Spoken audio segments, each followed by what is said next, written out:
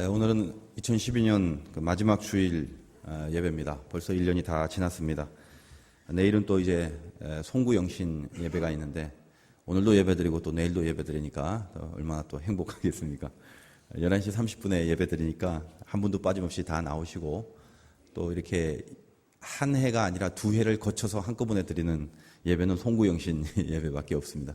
그러니까 참 비중이 있고 또 귀한 결단이 필요한 예배니까 다들 잘 참석해 주시기 바라고, 또 오늘도 이렇게 어제 밤새 이렇게 눈이 많이 와갖고 여러 가지 교통 사정이 좀 안 좋은데 자가 차량 이용하시는 분 아무튼 운전 조심하시기 바랍니다.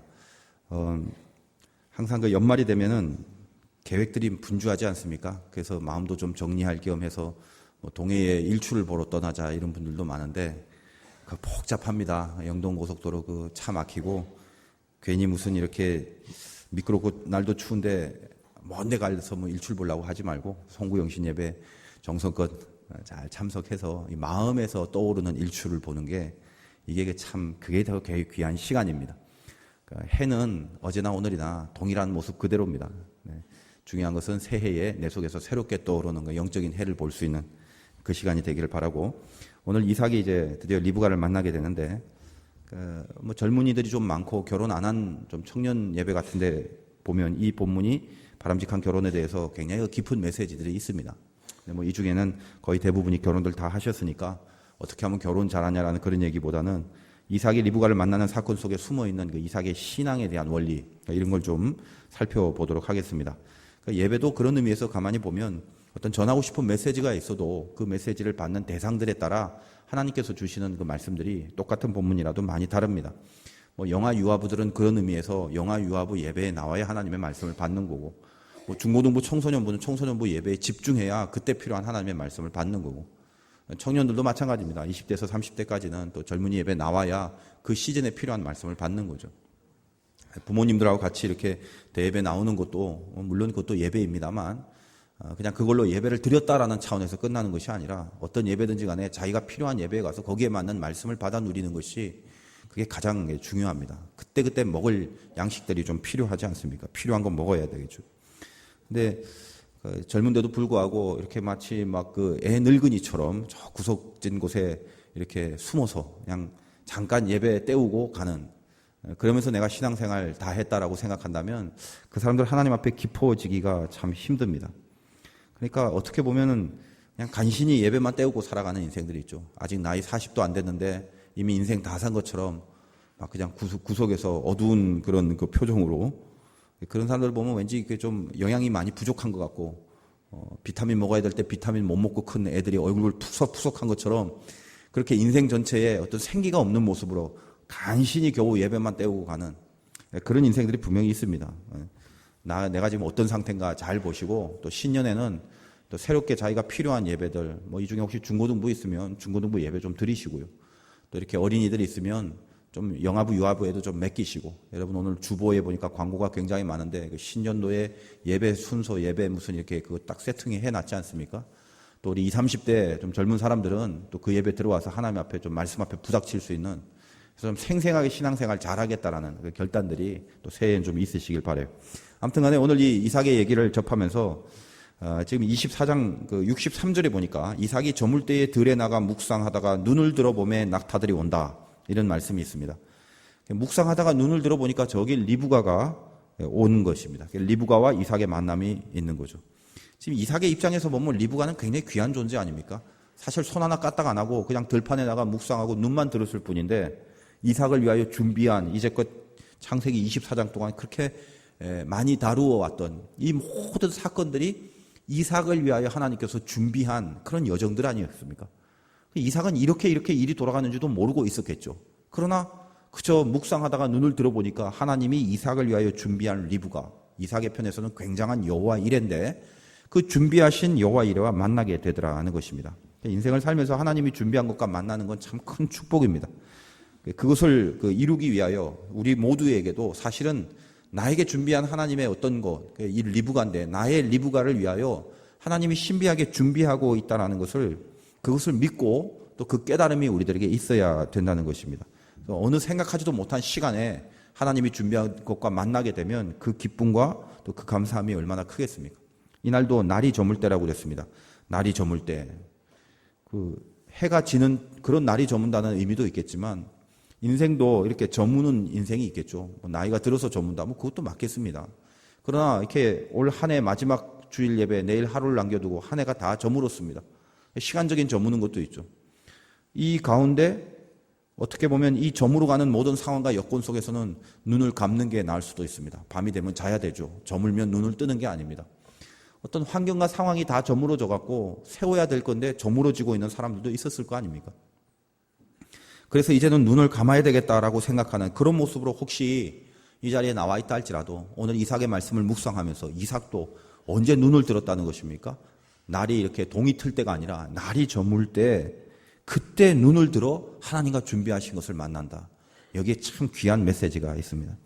혹시 저물었다라고 생각되시는 분은 오히려 지금이 이삭처럼 눈을 들 때다라는 거, 하나님의 말씀에 근거하여 내가 지금 눈을 뜰 수 있다라는 믿음을 아무튼 회복하시기 바라고, 세상은 다 저무는 것 같지만 믿음의 사람은 이 저무는 한가운데서도 눈을 들어 하나님의 준비하신 나의 리브가를 만난다는 것이 우리에게 내리신 하나님의 약속이며 선포다라는 거 기억하시기 바랍니다. 그래서 오늘 리브가가 무엇입니까? 반드시 나에게 필요한 것, 그냥 좋은 대상이 아니라 신앙의 연속을 지키기 위하여 계속 믿음의 삶을 살기 위하여 하나님이 나에게 필요하여 준비한 것이 리브가죠. 아브라함도 믿음의 후손을 그리고 믿음의 가문을 계속 이어가기 위하여 엘리에셀을 통하여 리브가를 만나기까지 얼마나 많은 작업들이 있었습니까? 그러니까 우리에게도 그런 리브가가 필요합니다. 이 리브가 못 만나면 그 다음에 신앙이 연속되지 않은 것입니다. 아브라함이 리브가와 이삭을 결혼시키지 않으면 당대의 믿음의 계보를 이어갈 수 없는 것처럼 이 리브가가 사실은 뒤에 어떤 역할을 합니까? 야곱을 낳죠. 야곱의 엄마가 리브가죠. 그래서 야곱을 통하여 12아들이 생기죠. 이 12아들이 이스라엘의 지파를 만들죠. 그러니까 사실 이 리브가의 위치는 굉장히 중요한 거 아니겠습니까? 우리도 그 다음 단계 내 신앙을 풀어가기 위하여 하나님께서 반드시 필요하여 하나님이 준비한 영적 리브가 있습니다. 그래서 그 리브가를 반드시 만나는 게 굉장히 중요합니다. 만나야 된다는 거예요. 그러니까 어떻게 만났습니까? 이삭이 눈을 들어 이 리브가를 봤다. 오늘도 이 말씀 가운데 내가 비록 어떤 상황이 저물어가는 것 같은 느낌이 있다 할지라도 이 저물 때에 나에게 눈을 드는 그 과정이 필요하고, 그렇다면 어떻게 눈을 든다는 게 무엇이며, 그리고 내가 꼭 만나야 될 리브가를 볼 수 있도록 눈을 뜨게 된다는 그 과정 가운데는 어떤 마음의 상태가 필요한지 한 2가지 정도로 정리하겠습니다. 첫째는 형통한 사람의 옆에 있어야 눈을 뜨게 된다는 것입니다. 기독교 신앙은 연합 개념입니다. 2-3 사람이 모인 곳에 내가 함께 하겠다. 그 말씀이 주는 의미는 한 사람이 혼자서 어디 산속에서 돛 닦는 게 기독교가 아닙니다. 사실은 신앙생활이라는 건 혼자 조용하게 아주 고즈넉하게 이렇게 하는 게 훨씬 쉽고 편하고 자기한테는 부담이 없을 수도 있습니다. 근데 그것은 마음은 10분 이해를 하는데 기독교의 진정한 진리와 만나기가 굉장히 묘연합니다. 저도 처음에 신앙생활할 때는 신앙은 하나님과의 관계이기 때문에 혼자만 잘하면 되는 줄 알았어요. 사람들과 이렇게 부닥치고 섞이고 뭐 이렇게 한다는 게 별로 그렇게 좋지 않았습니다. 부담이 많이 됐다고. 성격도 다르고 취향도 다르고 그런데 뭐 이렇게 잘 모르는 사람과 같이 있다는 게 처음에 교회 다니면서 그게 얼마나 큰 부담이었는지 몰라요. 조용하게 그냥 하나님 앞에 예배만 드리고 가는 게 제일 편하고 그게 제일 좋은 건 줄 알았어요. 근데 제 신앙을 가만히 보니까 그런 과정, 혼자 신앙생활하는 과정 가운데는 믿음이 조금 더 잘하지 않더라는 거예요. 진짜 필요한 믿음들 말입니다. 하나님은 우리를 이렇게 연합으로 하셨습니다. 우리가 혼자 여기서 무슨 굴 속에 들어가서 돛 닦는 게 예배가 아니죠. 모여서 적어도 2-3 사람 복수가 되고 그 속에서 하나님이 함께 한다. 그게 참 중요합니다. 갈라디아서 6장 2절에 보면 너희가 짐을 서로 지라. 너희가 짐을 서로 지라. 네 짐만 지고 가지 마라. 서로 짐을 져라. 그리하여 그리스도의 법을 성취하라. 하나님의 법을 성취하기 위하여 같이 연합하는 거 중요합니다. 그러니까 여러분이 기도 가운데 필요한 게 연합하는 기도. 하나님, 이제 새해가 들었습니다. 많은 기도를 했지만 내가 가만히 보니까 이 기도를 왕창 빼먹고 있었습니다. 그게 뭔데? 하나님의 믿음의 사람, 하나님의 길을 바로 가는 사람들과 진한 교제를 이룰 수 있는 그런 사람들 만나게 해달라고. 그냥 결혼하는 남자 여자의 대상뿐만 아니라 믿음의 길을 가는 데 있어서 진짜 하나님의 사람들을 만나서 그 하나님의 사람들과의 교제, 굉장히 중요하다는 것입니다. 여러분 속에 새롭게 인식해야 될 개념이에요.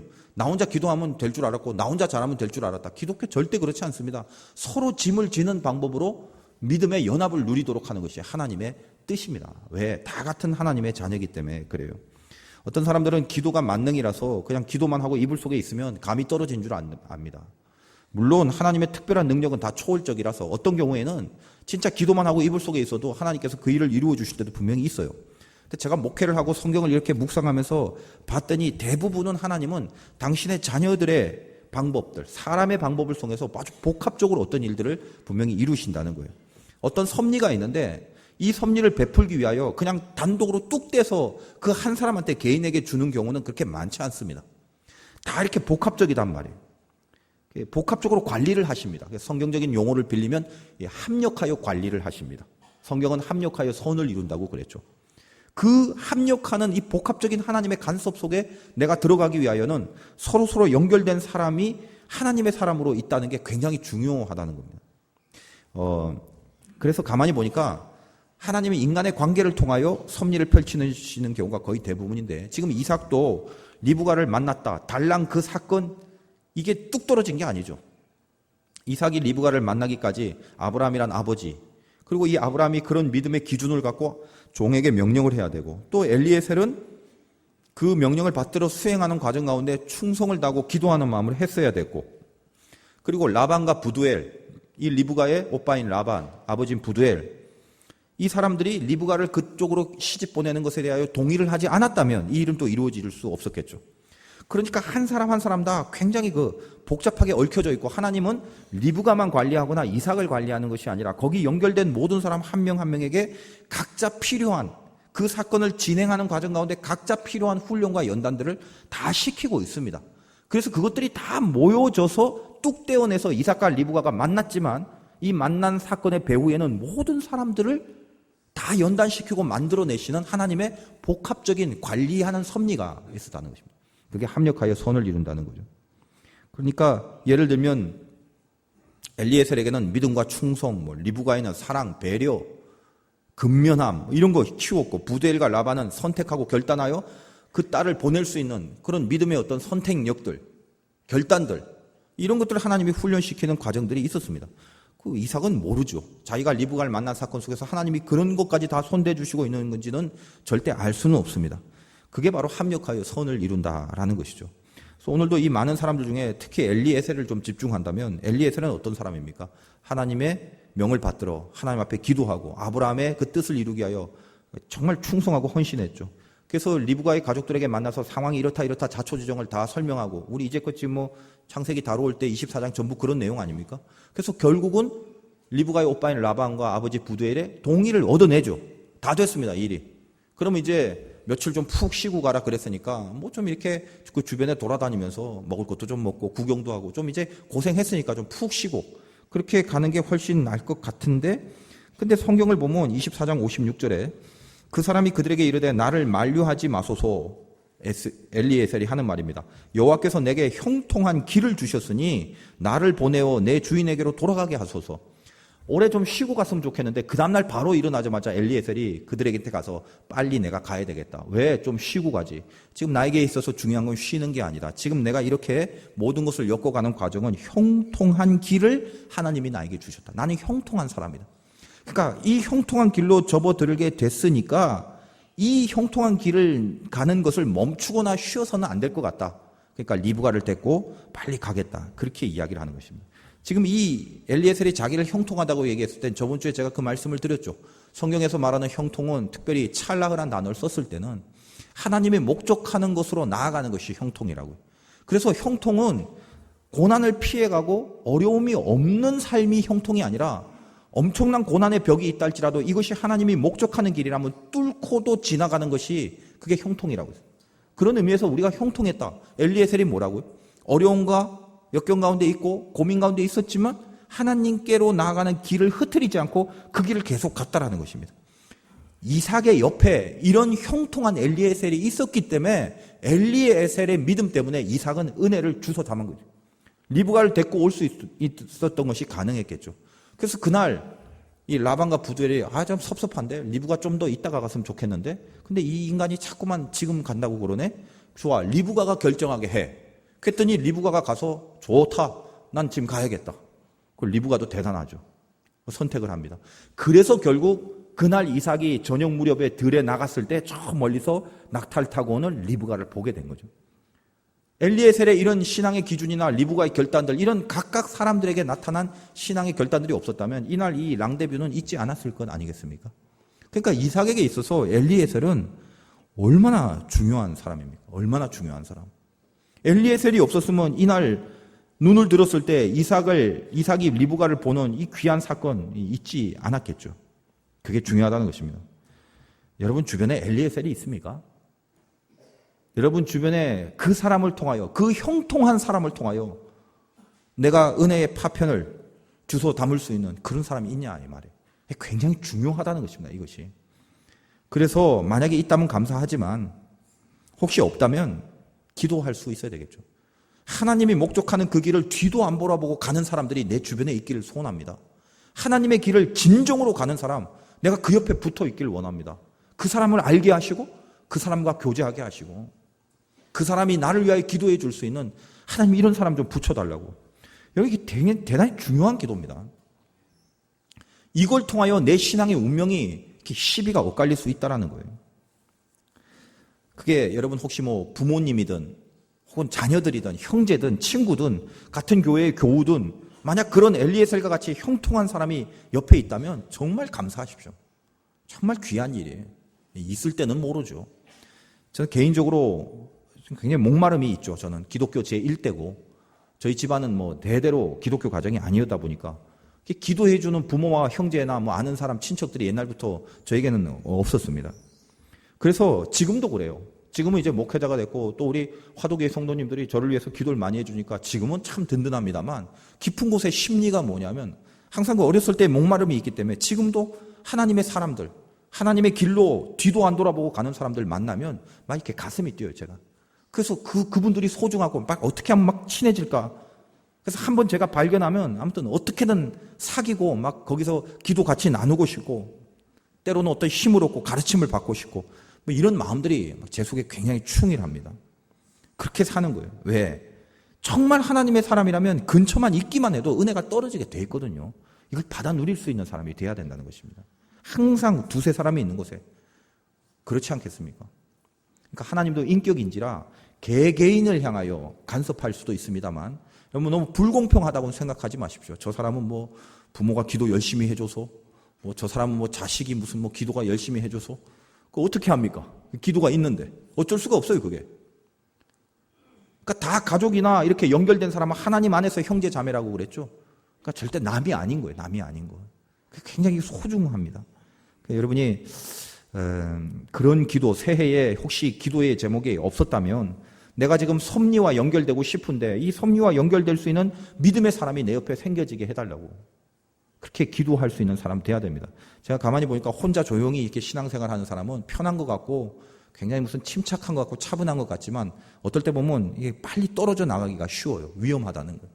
근데 이렇게 연결되어 있는 사람들 보면 좀 위태위태해도 결국은 어떻게 살아내는 경우가 훨씬 더 많습니다. 왜? 나를 위하여 기도해 준 사람이 있기 때문에. 함께 믿음의 길을 가는 사람이 있기 때문에. 그러니까 없는 사람들은 절대 오래 가지 못합니다. 제가 가만히 보니까 통계적으로 그래요. 그냥 막 불 받고 은혜 받고 막 평생을 다해서 신앙생활 할 것 같죠. 근데 주변에 엘리에셀 같은 사람이 없는 사람들은 금방 이렇게 나가 떨어지는 경우가 굉장히 많다는 겁니다. 여러분 여기도 뭐 결혼 이제 앞으로 해야 될 청년들도 있잖아요. 남자 만나고 여자 만나고 영적인 이상 만나야 되고 영적인 리브가 만나가야 되고 리브가 같은 영성을 바라보면서 하나님 리브가 같은 여자 달라고 나이 좀 든 여기 노총각들 기도 좀 해야죠. 새해에는 무조건 결혼하는 게 중요합니까? 누굴 만날지 모르는데 결혼을 하는 게 중요한 게 아니라 누굴 만나는 게 중요하죠. 리브가를 만나야죠. 리브가 같은 사람들하고. 리브가 어떻게 만났어요? 이삭이 뭐 어디 그냥 무슨 뭐 어디 뻘뻘거리고 싸돌아다니고 뭐 소개팅하고 무슨 뭐 그렇게 했나요? 그냥 막 어디 그냥 눈에 불을 켜고 쫓아다니고 그랬나요? 보세요 얼마나 멋있게 만나는지. 저물 때에 날이 저물 때 노을을 바라보면서 들에 나가서 조용히 묵상하고 있으니까 여자가 지발로 이렇게 들어오잖아요. 이런 리브가입니다. 이렇게 제일 중요하다. 그런 얘기를 몇 번 했더니 은혜를 받고 어떤 젊은 우리 노총각 청년들이 막 알겠다고 하고 막 좋아하고 가더니 1, 2년 지나서 다시 왔어요. 목사님은 안 오더라고. 그래서 제가 한마디 했어요. 네가 이삭이냐? 이삭 같은 믿음은 없으면서 그냥 가만히 있으면 된대요. 가만히 있으면. 누가 여기 가만히 있으면 된다고 그랬어요. 이삭이 돼서 들에 나가라고 그랬어요. 믿음을 갖고 있어야죠. 어떤 믿음? 엘리에셀 정도는 붙잡을 수 있는 믿음이 있어야 되잖아요. 자기를 위하여 기도할 수 있는 네트워킹은 형성돼야죠. 그 사람한테 붙고 그 사람과 같이 기도하고 이런 도모하는 것도 없이 혼자 무슨 어디서 기도만 하고 그런 말도 안 되는 거 하면 안 돼요. 여러분이 리브가를 얻어야 되는 건 틀림없습니다만 여러분이 이삭의 조건을 갖춰야 된다는 것입니다. 그게 중요합니다. 그래서 여러분 가만히 보면 그래요. 진짜 믿음의 사람, 하나님의 길 가는 사람, 그런 사람들하고 같이 있으면 섭리가 빨리빨리 도래가 돼요. 근데 이렇게 보면 신자들 중에도 교회는 계속 왔다 갔다 하는데 이렇게 어둠의 영이 있어요. 어둠의 영. 늘 이렇게 뭔가 이렇게 어두워요. 어두워. 그러니까 숨이 막히네. 어떤 사람들 가만히 보면. 교회는 와요. 그래서 제가 한번 이렇게 통계를 내봤대요. 왜 저럴까? 교회는 계속 오는데 왜 이렇게 어둡지? 물론 각자의 형편과 처지에 어두운 이유들이 분명히 있을 수는 있습니다. 근데 그거 말고도 이렇게 가만히 보면요. 통계적으로 보니까 공통점이 있어요. 그러니까 어둠의 영이 사라지지 않는 사람들은 옆에 엘리에셀이 한 명도 없어요. 엘리에셀이. 잘 한번 보십시오. 그래서 같이 네트워킹하고 교류하고 있는 사람들 보면 내나 그냥 비슷비슷해요. 다 어두운 사람들끼리 있어요. 그렇게. 답답하죠. 그러니까 그걸 어떻게 해야 돼요? 빨리 하나님 앞에 기도해야 돼요.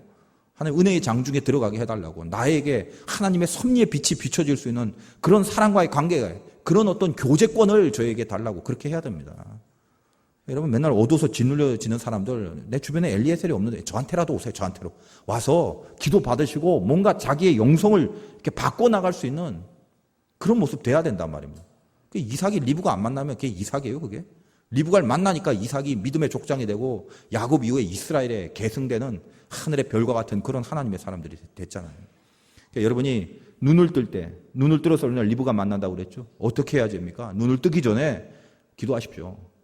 형통한 사람과의 교제가 이루어지길 원합니다. 다시 말씀드립니다만 여기 형통이란 건 무슨 높은 위치에 있는 세상적 형통이 아닙니다. 하나님의 길을, 하나님이 목적하는 그 길 가는 그런 사람과의 만남과 교제가 있길 원합니다. 중요한 기도도라는 것입니다. 그리고 이제 두 번째로 언제 또 눈을 들어야 되나? 눈을 들 때가 언제냐? 묵상한 후에 눈을 들어야 된다. 이삭이 들에 나갔습니다. 뭘 했다고요? 63절 다시 보니까 이삭이 저물 때 들에 나가 묵상하다가 눈을 들어본다. 이 묵상이란 말이 메디테이션이란 말인데 한마디로 깊이 생각하는 겁니다. 기도라고도 할 수 있는데 기도보다는 좀 더 포괄적인 개념이에요. 이 메디테이션이 라틴어로 메디켈루스라고 하는데 여러분이 감기약, 몸살약 할 때 그 약을 영어로 메디슨 그렇습니다. 이 약이란 단어의 어원이 메디테이션이에요.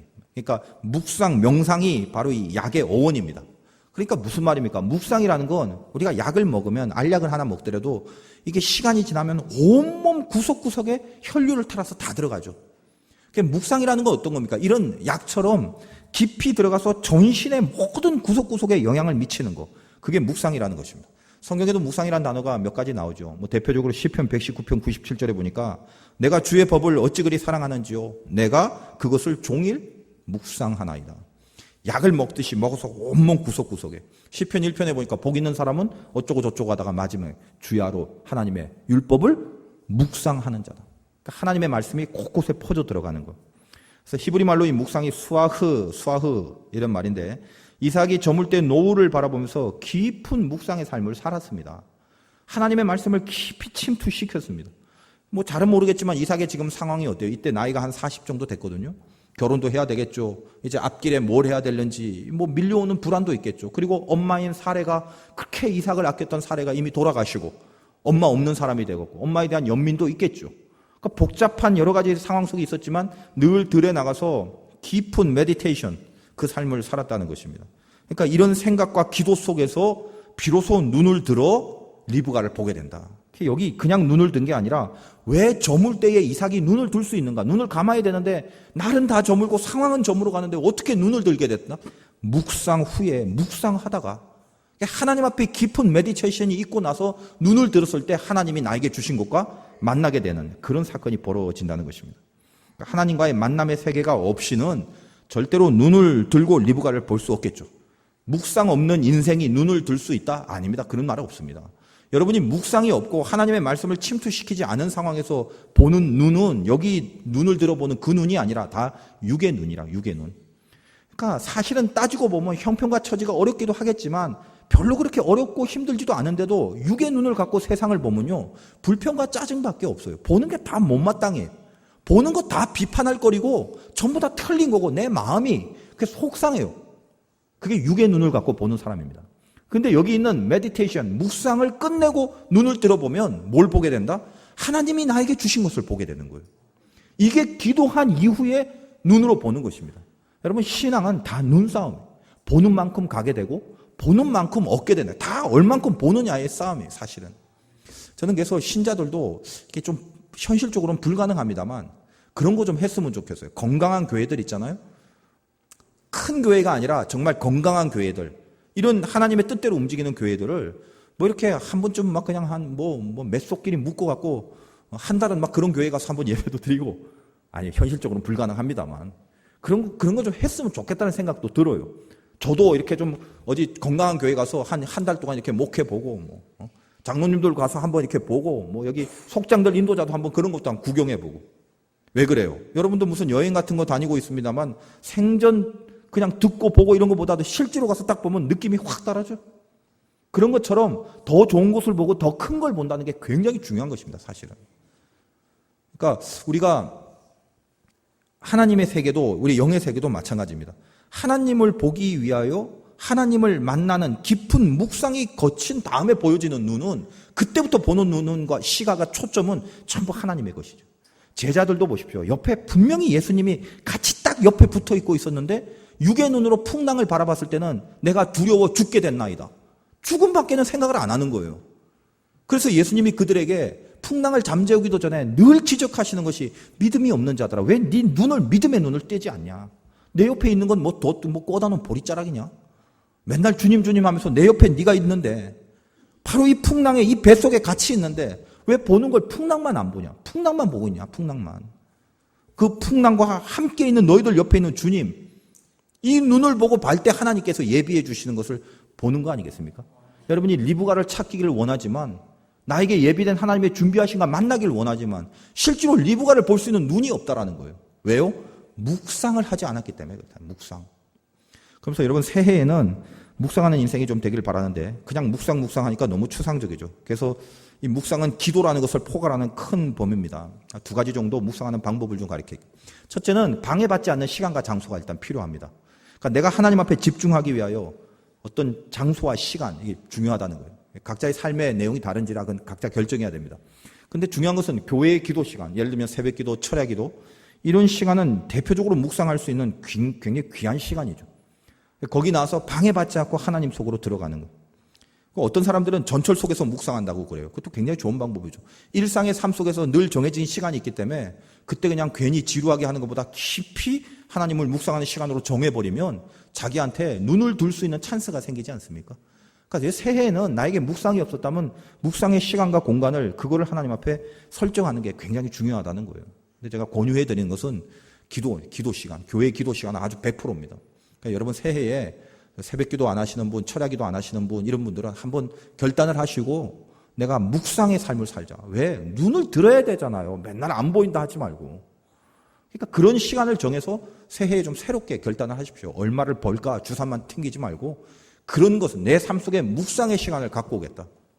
이런 결단 좀 있으시길 바라고. 그 다음에 구체적으로 그럼 묵상은 어떻게 하느냐. 크게 두 가지 방법이 있는데, 그래서 혼용하는 게 제일 좋습니다.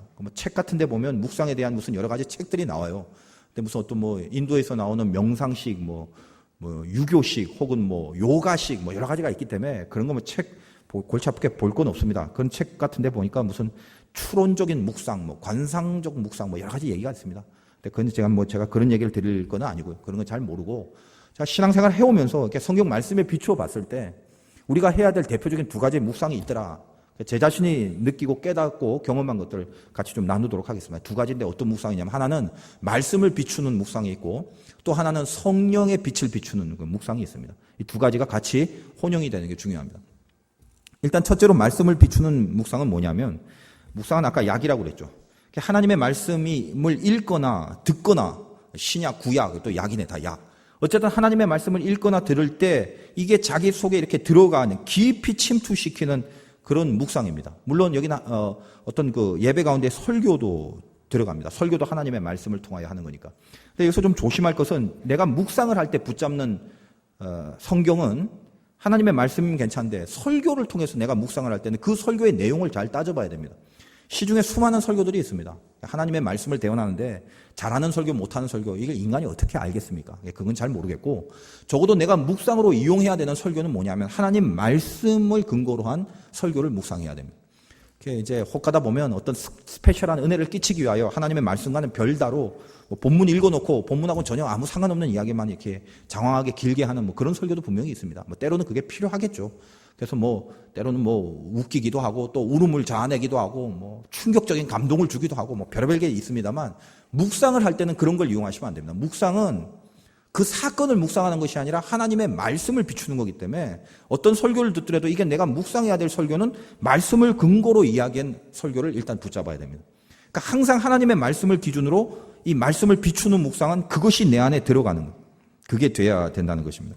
그러니까 어떻게 해야 됩니까? 예를 들면 누가복음 24장 32절에 보면 엠마오로 도망가는 두 제자가 있었어요. 예수님 죽었다라는 소문을 듣고. 근데 부활하신 예수님이 중간에 나타나서 그들의 발걸음이 이렇게 바뀝니다. 다시 예루살렘으로. 그 사이에 어떤 전환점이 있었는가?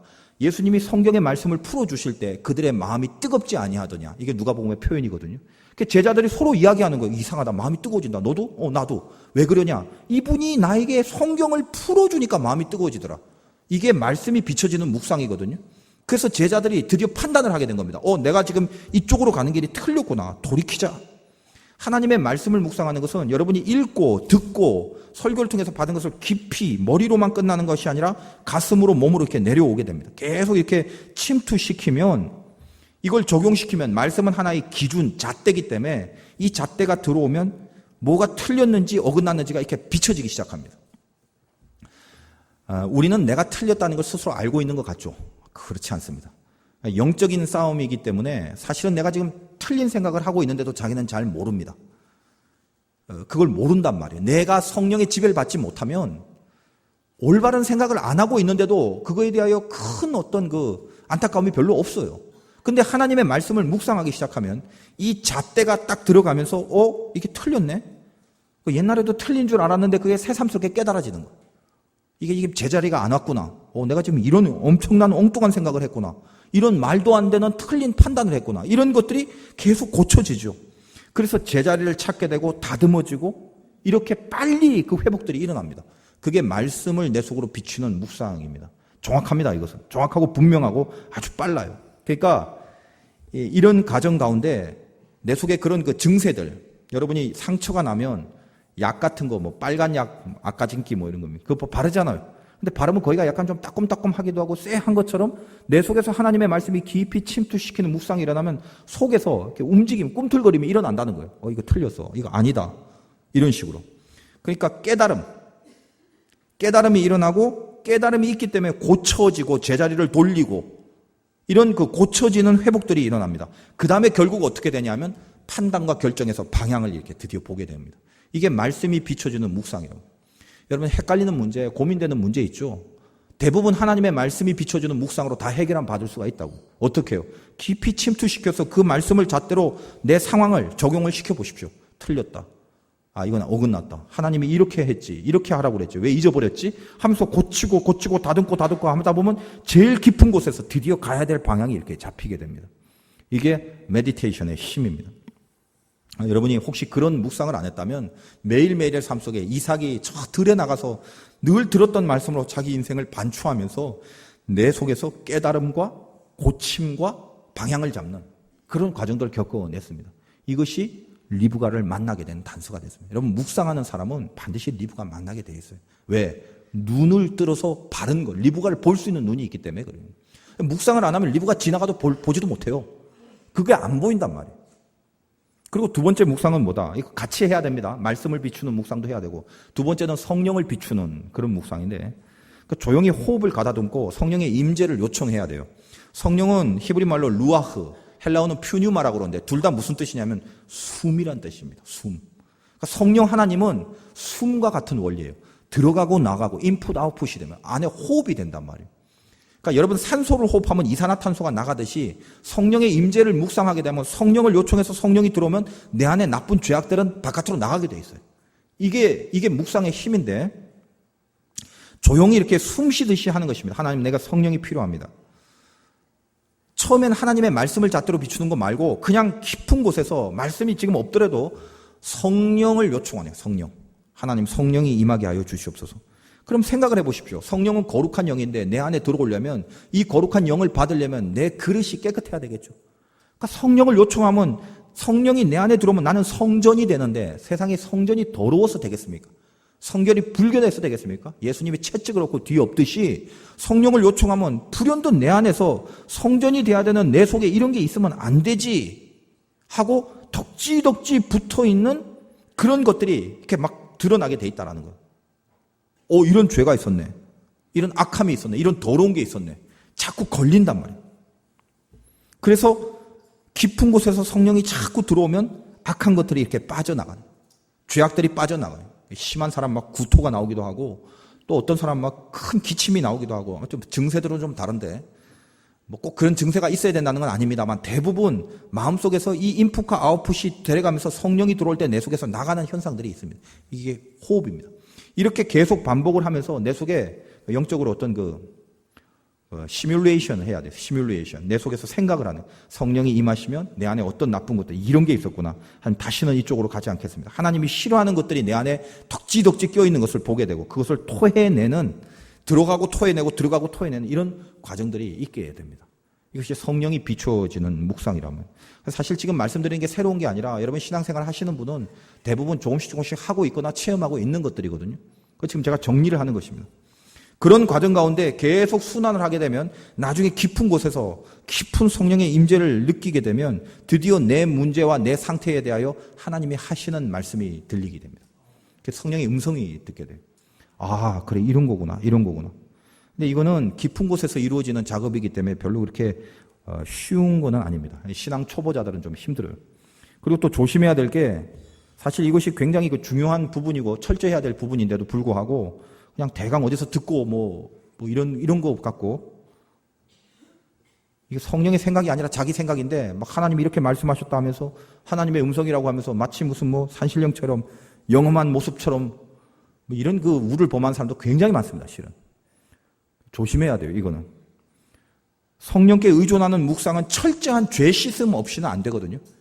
근데 그러면서도 괜히 무슨 신비하게 자기를 생각하려고 하는 이런 교만 때문에 사단이 작업을 하게 됩니다. 이 성령을 비추는 조망을 하게 됩니다. 들어보면 엉뚱한 소리를 계속 하고 있어요. 그 자기 생각이죠, 자기 생각. 철저해져야 돼요. 철저하게. 그러니까 조용히 하는 기도를 통하여, 성령의 임재를 요청하는 기도를 통하여 하나님의 깊은 곳에서의 음성과 죄를 이렇게 끄집어내는 능력, 이걸 우리가 받게 돼야 된다는 것입니다. 그러므로 묵상이라는 단어는 조용한 것 같지만 또 다른 이 성령을 비추는, 성령을 조명하는 묵상 중에는 부르짖는 기도도 필요해요. 부르짖는 기도.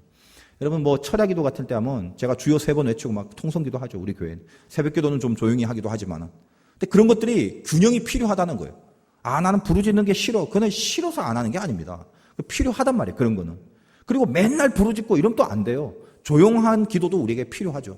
그러니까 항상 하나님 앞에 침착한 기도, 조용한 기도를 하면 나에게 음성을 받을 수 있는 은혜가 생기고, 부르짖는 기도를 하면 죄를 떨궈내고 악한 것을 소멸할 수 있는 능력이 생깁니다. 그러니까 부르짖는 기도 속에 능력이 있고, 묵상하는 기도 속에서 하나님의 음성을 들을 수 있는 것이 내 속에 늘 이렇게 혼용이 돼 있단 말이에요. 그거를 무기로 붙잡고 하셔야 된다는 것입니다. 그러니까 속에 있는 악한 영들이 부르짖는 기도를 하면 가만히 못 있습니다. 덕지덕지 붙어 있는 게 있거든요. 여러분도 마치 대장 이런 데 보면 오래된 숯변들 있죠. 웬만해서는 이렇게 막 떨어지지 나가는 이런 거.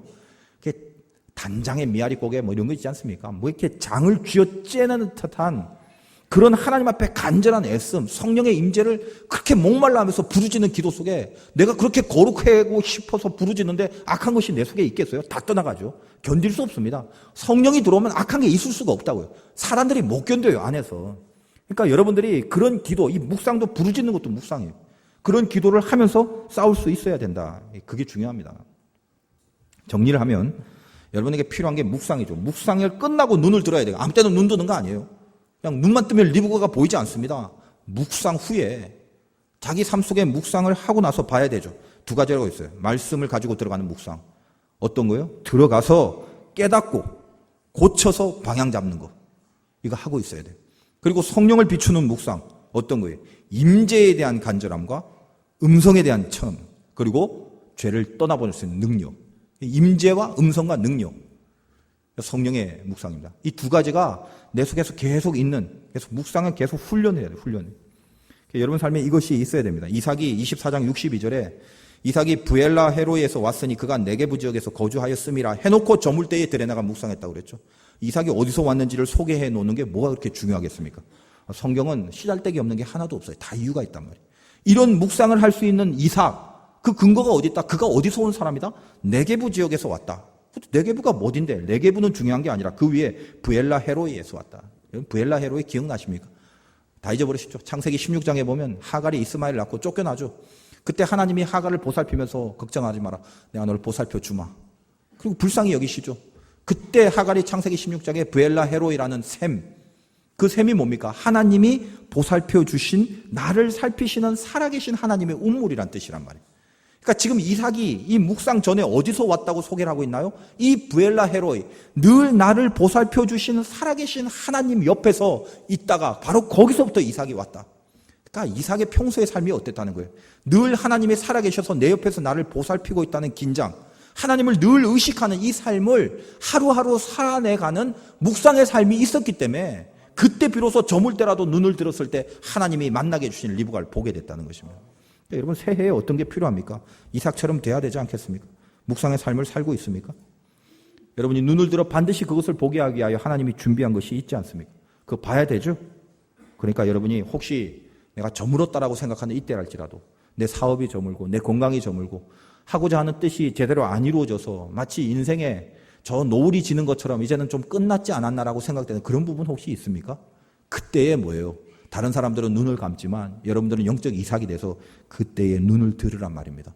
근데 그냥 드는 게 아니라 뭐라고요? 하나님을 깊이 묵상하고 저물 때라도 눈을 들면 묵상 이후에 본 그것이 하나님과 만나게 하는 역사와 섭리로 우리를 이끌어 간다라는 것입니다. 그게 신자의 삶이겠죠.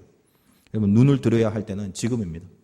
이제 2012년 이제 마지막 하루 남았는데 오늘 내일 여러분의 영의 눈이 뜨여지게 하시고 여러분 인생에 가장 필요한 그 리브가 반드시 만날 수 있는 승리가 있으시길 주님의 이름으로 축원드립니다.